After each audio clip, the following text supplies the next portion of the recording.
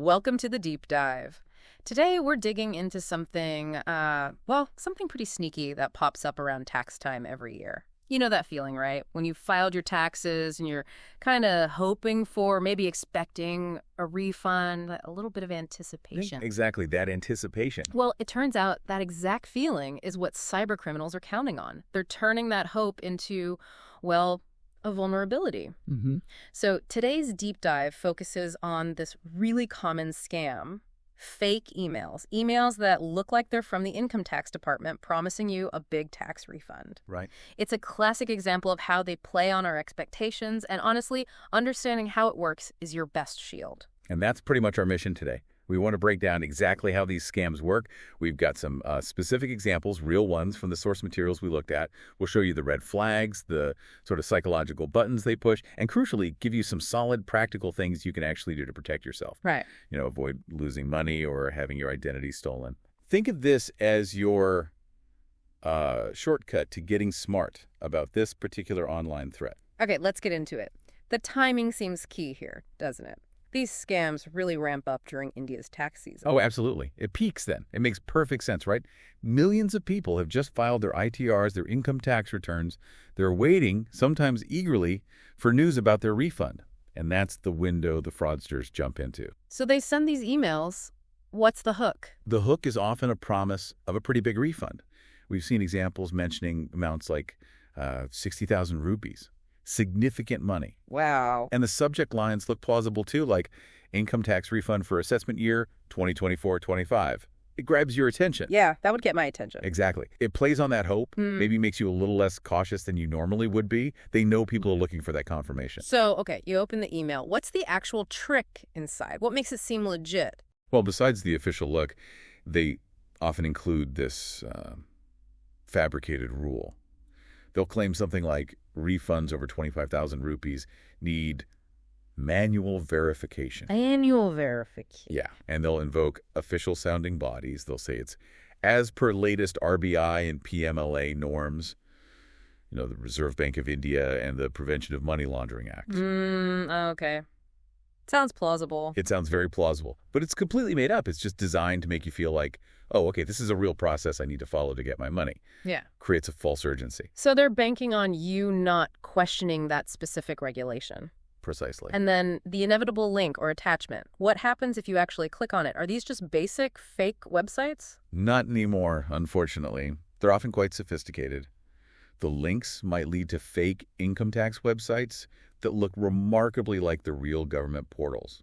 Very convincing. Yeah. Clicking on those or opening an attachment can do a couple of nasty things. It might install malware, spyware, viruses onto your computer or phone. Right. Or it could redirect you to a phishing site designed specifically to steal your sensitive information. Like what kind of info? We're talking passwords, bank account numbers, credit card details, maybe even your Aadhaar number, all the stuff they need to potentially access your finances or steal your identity. Okay, that's serious. Do we have an example of the actual wording they might use just to see how convincing it sounds? Yeah, we do. Here's a typical line from one of these fake emails. Dear Taxpayer, this is an official notification regarding your income tax refund for assessment year 2024-25. Amount eligible, 60,000. Starts off okay. Right. Then it continues. As per latest RBI and PMLA norms, refunds above 25,000 require recipient confirmation. See? There's that fake rule again. Yeah, woven right in. Experts point out this formal language is very deliberate. It's meant to sound official and trustworthy. But the real goal, install spyware, get your banking logins. It's all a setup. Chilling how effective that sounds. But the authorities are aware of this, right? What's the official response been? Yes, thankfully. The government's Press Information Bureau, the PIB fact-check unit, they were quick to call these emails out as fraudulent. Good. And the Income Tax Department itself has been very clear. They state unequivocally that they do not send emails or messages asking for personal details like peons or passwords. Ever.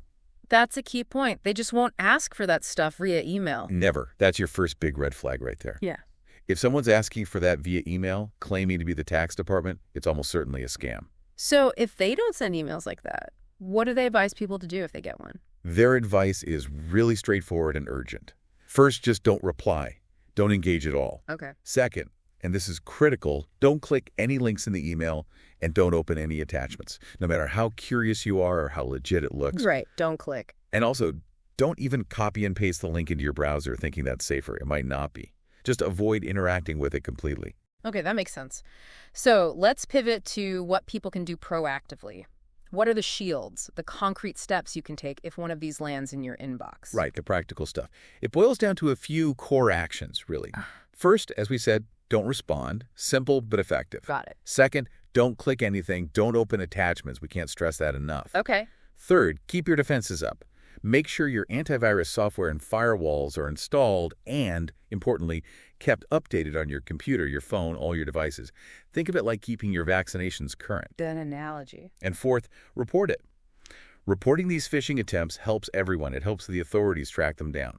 Reporting is key then. Are there specific places to report these, like specific email addresses? Yes, there are.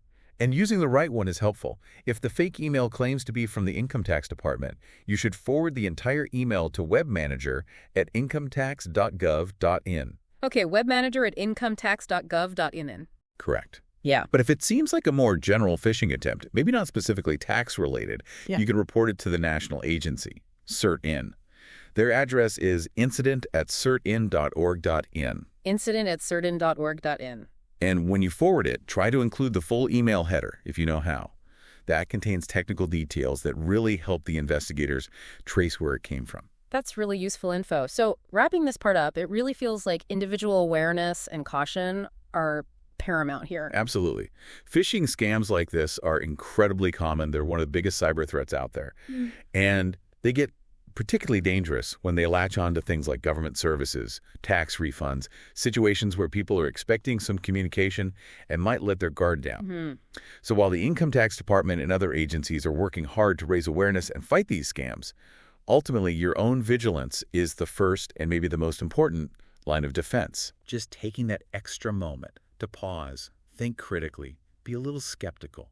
It can genuinely save you from a whole lot of trouble, financially and otherwise. That's a really strong takeaway. Be vigilant. Know the signs. Trust your gut if something feels off. That's your best protection. Exactly. And, think about how widespread and, frankly, how effective these tax scams are. Kind of makes you wonder, doesn't it? Oh, so? Well, what other interactions we have online, especially around official stuff or financial services, where else might we be vulnerable to similar kinds of phishing attacks? And can we take these same principles, verifying, being cautious, questioning things, and apply them more broadly to stay safer online in general?